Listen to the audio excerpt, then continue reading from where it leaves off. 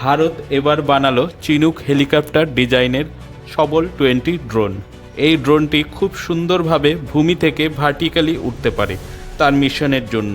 এই ড্রোনটি ভারতীয় সেনাবাহিনী রাজস্থানের মরুভূমিতে যেমন পরীক্ষা করেছে, সেরকমই এলএসিতেও বরফের মধ্যেও পরীক্ষা করেছে। দুটি পরীক্ষায় সফল হয়েছে।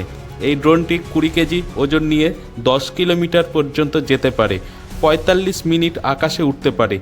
যদি কোনো ওজন না নিয়ে ওড়ে তাহলে আরও বেশিক্ষণ, মোটামুটি 80 মিনিট আকাশে উঠতে পারে এবং 15,000 ফুট ওপরে উঠতে পারে।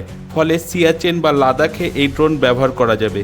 যদি স্নোফল হয় সেখানেও ব্যবহার করা যাবে। -15 ডিগ্রি থেকে 55 ডিগ্রি পর্যন্ত ঠান্ডায় উঠতে পারে।